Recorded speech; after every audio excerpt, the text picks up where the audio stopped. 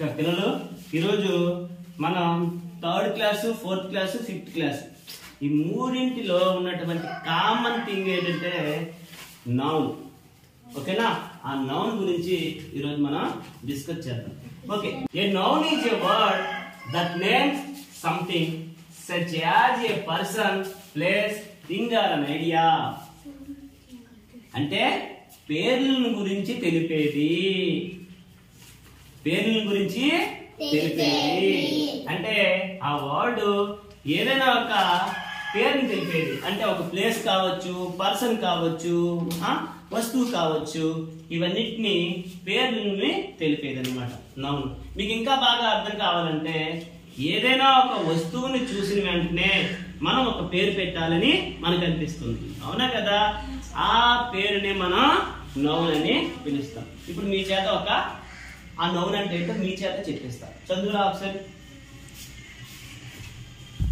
నీ కంటికి కనిపించేటువంటివి చెప్పు ఒకసారి. Board, chart, bag. Right right. Board is a noun, chart is a noun, compass box is a noun. You tell. Plank is a noun, book is a noun, pencil is a noun, tree is a noun, bike is a noun, gate is a noun, bell is a noun. So మీకు కంటికి కనిపించేవి ఏదైనా సరే మనం ఒక పేరు పెట్టాలని అనిపిస్తుంది. సో ఆ విధంగా పేరు పెట్టాలనిపించేటువంటి ప్రతిదీ కూడాను నౌన్ అవుతుందన్నమాట. ఇప్పుడు చందు వచ్చి అన్ని చెప్పాడు. తన కంటికి కనిపించే వస్తువులన్నిటికి కూడా ఒక పేరుతో పిలిచాడు. సో అదే ఏమవుతుందంటే నౌన్ అవుతుంది. సరే, మనకి టైప్స్ ఆఫ్ నౌన్స్ కూడా ఇచ్చారు నాన్న. టైప్స్ ఆఫ్ నౌన్స్ లో చూసుకున్నట్లయితే proper noun, common noun, material noun, collective noun. ఇవన్నీ కూడా proper noun, common noun 3rd class లో ఇవ్వడం జరిగింది. మెటీరియల్ నౌన్ 4th క్లాస్ లోను, కలెక్టివ్ నౌన్ అనేది 5th క్లాస్ లో ఇవ్వడం అనేది జరిగింది. Let's discuss about proper noun. చూద్దాం ఒకసారి. A proper noun is the name of particular person, a place or a thing. Particular person మాత్రమే చెప్తుంది. పర్టికులర్ పర్సన్ గాని, పర్టికులర్ థింగ్ గాని, పర్టికులర్ ప్లేస్ గాని చెప్పేటువంటిదే ప్రాపర్ నౌన్. ఏంటి sir particular person, particular thing ఏంటి, particular place ఏంటి అంటే, ఇప్పుడు చందురా ఒకసారి ఇక్కడికి. మనీ నీకు కూడా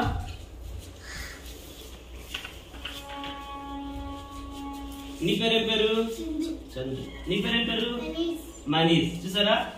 నీ పేరు చందు, నీ పేరు మనీష్. కానీ తిన్న మనీష్ అని అనగలమా? తిన్న చందు అని అనగలమా? అనలేము. సో ఎవరికి ఉన్నటువంటి ప్రత్యేకత వాళ్ళకే ఉంటుంది. కానీ వీళ్ళిద్దరిని కలిపి మనం బాయ్ అని పిలవచ్చు. Chandu is a boy, Mani is a boy. ఓకేనా? సో ఎవరికి ఉన్నటువంటి ప్రత్యేకత వాళ్ళకే ఉంటుంది. మనోడిని చందు అని పిలవగలం కానీ మనీష్ అని పిలవలేము. The particular person. మీ ఊరు అనంతపురం, మీ ఊరిని అనంతపురం అని పిలవగలం కానీ పక్కన ఉన్నటువంటి శాసనం పేరు పెట్టగలమా? అనంతపురానికి పెట్టలేము. పక్కన ఉన్న మామిడిపల్లి పేరు పెట్టగలమా? పెట్టలేము. మీ ఊరికి అనంతపురం అనే అనగలం కానీ మామిడిపల్లి అని కానీ శాసనం అని కానీ అనగలమా?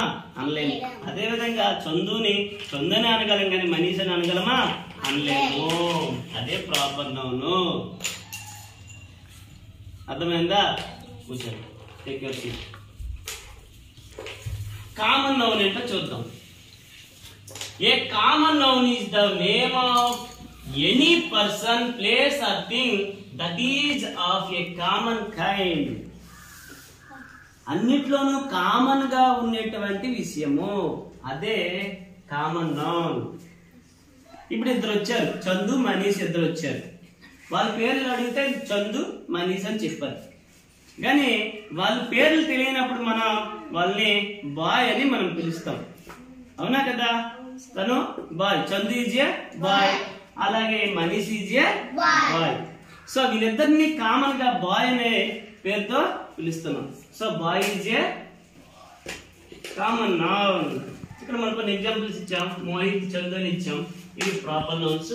అలాగే బాయ్ అనేది ఇద్దరికి వాడుతున్నాం కాబట్టి అది కామన్ నౌన్ అనేది అవుతుంది.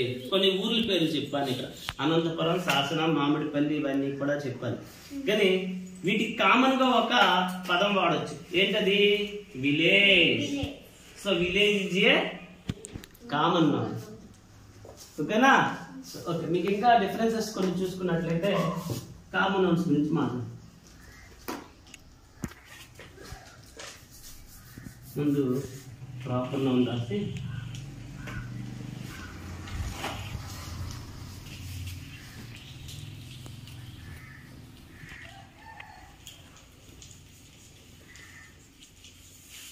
ఇక్కడ చూడండి. ప్రాపర్ నౌన్ కొన్ని చూసుకున్నట్లయితే వీళ్ళే ఒక ఫ్లవర్స్ పేర్లు రాస్తాం. లిల్లీ, సన్ఫ్లవర్,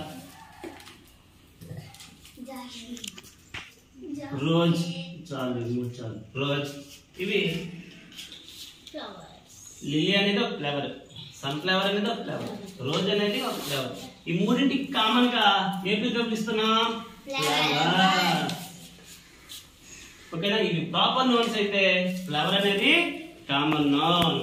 అలాగే మోహిత్, చందు, మణి, ఈ ముగ్గురు కూడాను బాయ్స్. సో బాయ్ అనేది కామన్ నౌన్. అలాగే నేహ, అనన్య, కనిష్మ, ఈ ముగ్గురు కూడా అమ్మాయిలు. సో గర్ల్ అనేది ఏంటి? Common noun. అలాగే తర్వాత Anantapuram,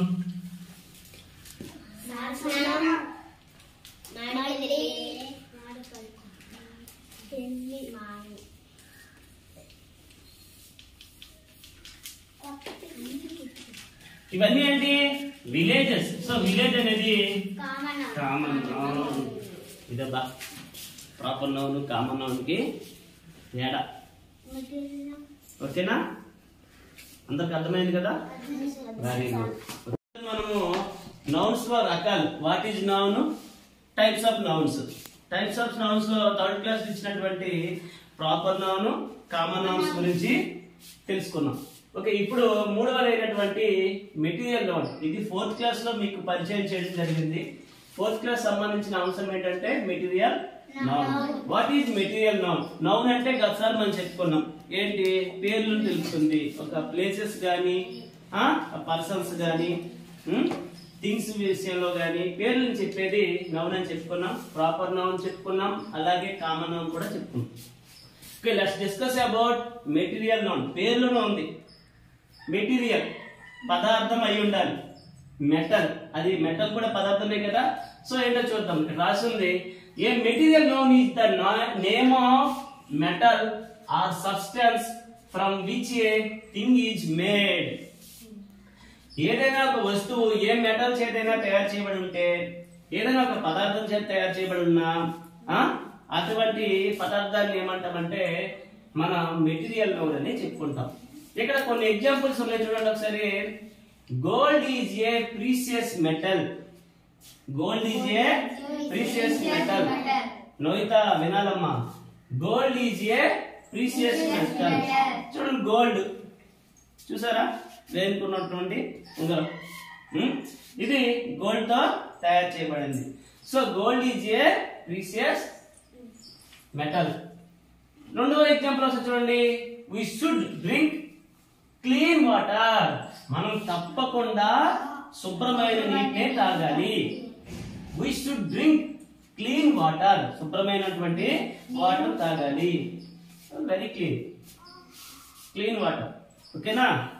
the next one, we get wood from trees. చెట్ల నుండి మనము ఏం పొందుతాము? కాయలు, పళ్ళు, ఇవన్నీ ఓకే. కానీ ఇక్కడ ఉంది, నేను రాసింది ఏంటి? We get wood from trees. ఒక బ్యాంబూ స్టిక్ ఇది. ఈ కర్రని మనం చెట్ల నుండే పొందుతాం. The next one is the hen lays eggs. hen కోడి పెట్ట ఏం పెడుతుంది? eggs ని పెడుతుంది. మీకోసం ఎగ్ కూడా తీసుకొచ్చా. eggs ని పెడుతుంది. ఇది ఒక సబ్స్టెన్స్. అక్కడ ఇచ్చాడు కదా, a material noun is the name of metal or substance from which a thing is made అని ఇచ్చాడు కదా, ఇక్కడ సబ్స్టెన్స్. ద నెక్స్ట్ వన్ ఏంటి? Iron is used in constructions. Iron is used in constructions. మన constructions అంటే ఏవైనా నిర్మాణాలు, పెద్ద పెద్ద భవనాలు, మన ఇల్లు కడతాం కదా, ఇల్లు కట్టేటప్పుడు స్లాబ్ వేయాలన్నా, పిల్లర్స్ వేయాలన్నా ఏం కావాలి మనకి? ఐరన్ కావాలి. అదే iron. Iron is used in construction. So iron అనేది ఒక మెటల్. సో మనకి ఇక్కడ ఏమైంది? మెటీరియల్ అనేది అయింది. I have a mobile phone. నేను ఒక మొబైల్ ఫోన్ ని కలిగి ఉన్నాను. మొబైల్ ఫోన్ ఇది ఒక సబ్స్టెన్స్ అన్నమాట, ఒక థింగ్. ఓకేనా? సో ఈ విధంగా ఒక మెటల్ గాని సబ్స్టెన్స్ గాని ఉండుంటే అది మనకి ఏమవుతుందంటే మెటీరియల్ అనేది అవుతుంది. ఓకే, అర్థమైంది అందరికి? Okay, very good. పిల్లలు, ఇది వరకు టైప్స్ ఆఫ్ నౌన్స్ లో proper noun, common noun and material noun తెలుసుకున్నాం కదా. ఇప్పుడు మనం దేని గురించి డిస్కస్ చేద్దామంటే కలెక్టివ్ నౌన్.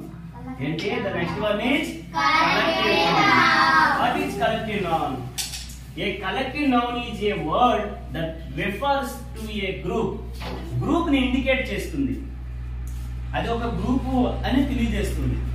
అదే కలెక్టివ్ నౌన్. ఏంటి సార్ అది గ్రూప్ అని తెలియజేస్తుంది? ఒక ఎగ్జాంపుల్ గా చెప్తాను. ఒక నలుగురు అబ్బాయిలు ఇక్కడ రండి. నలుగురు.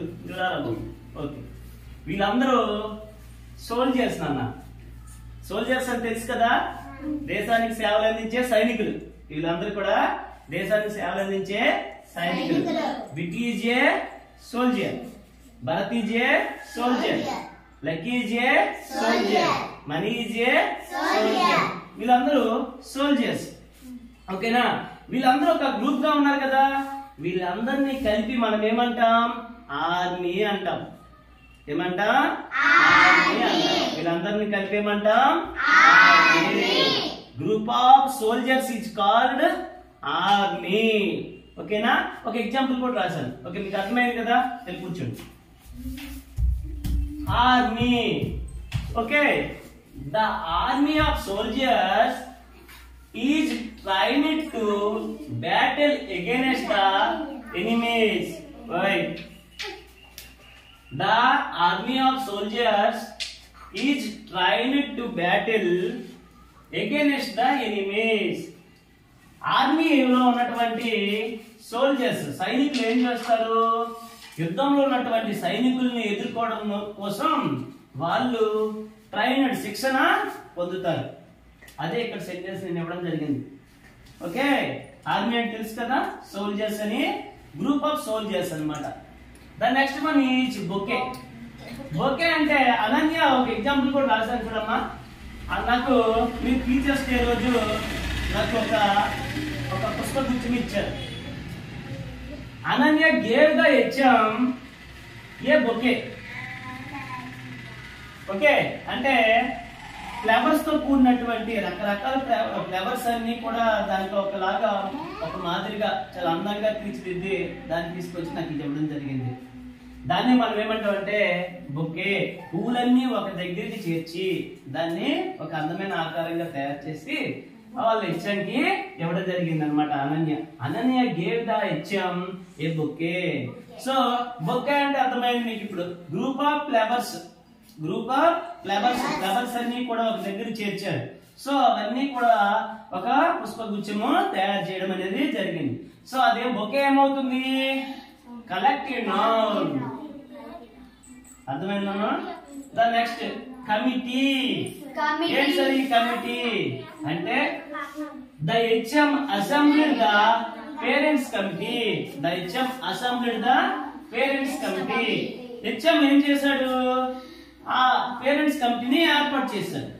పేరెంట్స్ కమిటీని ఏర్పాటు చేశారు. మనం ప్రతి నెల కూడా మనం పేరెంట్స్ కమిటీ పెట్టుకుంటాం కదా స్కూల్లో.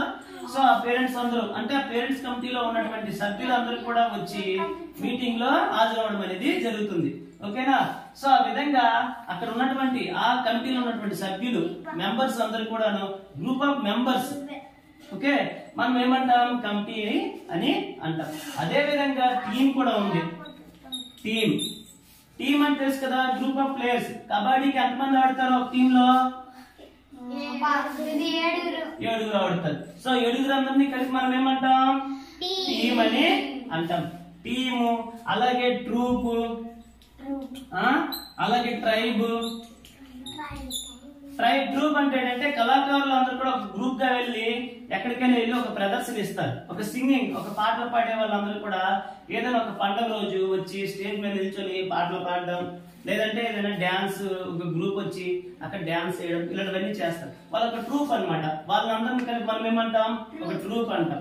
అదే విధంగా టీం, మన ఆటలో ఉండేటువంటి సభ్యులు, ఆటగాళ్ళందరినీ కలిపి మనము ఒక టీం అంటాం. ఈ టీం గెలిచిందిరా అంటే ఆ టీంలో ఉన్నటువంటి సభ్యులందరూ కూడా గెలిచారు అని అర్థం. దాని తర్వాత ట్రైబ్ అంటే ఒక పర్టికులర్ ప్రాంతానికి చెందినటువంటి ఒక జాతి. ఆ జాతి ప్రజలందరినీ కలిపి ఏమంటారంటే ట్రైబ్ జాతి. ఓకే, ఆ విధంగా కొన్ని కలెక్టివ్ నౌన్స్ విషయానికి వస్తే group of people, group of things, ఏదైనా సరే గ్రూప్ ఇండికేట్ అనేది కలెక్టివ్ నౌన్ అనేది చేస్తుంది. ఇది కలెక్టివ్ నౌన్. ఇక్కడ వరకు మనకి ఉన్నటువంటి 3rd class, 4th class, 5th class లో ఉన్నటువంటి నౌన్ కు సంబంధించిన అంశాలు అనేది మీకు చెప్పడం జరిగింది. ఓకేనా? Okay, good.